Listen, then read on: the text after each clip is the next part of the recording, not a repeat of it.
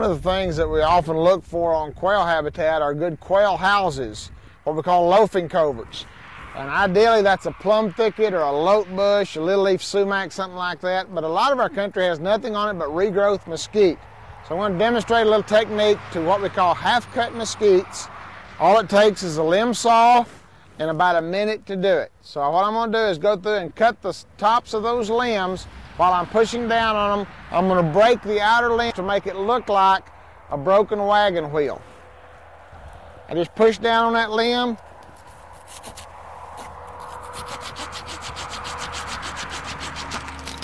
And I just work my way around the tree doing just that.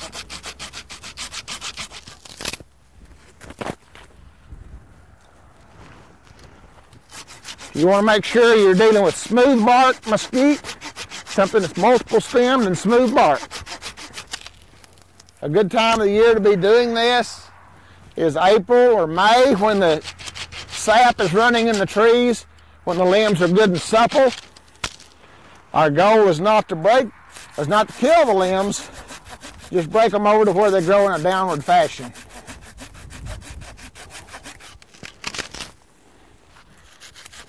And I'll normally leave 2 or 3 limbs intact in the middle of the tree to keep it growing upright as well.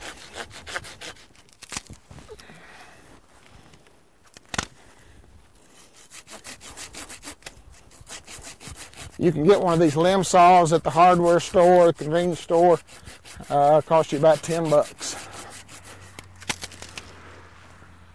And basically that's what we're trying to produce, something that's dense from above, open at ground level, so a quail can see its enemies. Here's an example of a tree that was half cut 3 years ago. You can see where the limbs were cut and how, for example, this particular limb died. It was cut too far through and it killed it. But here's a good example of what we're trying to achieve.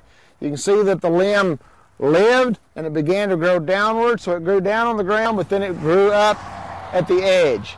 Kind of makes it look more like an umbrella, and that's a more desirable growth form for quail.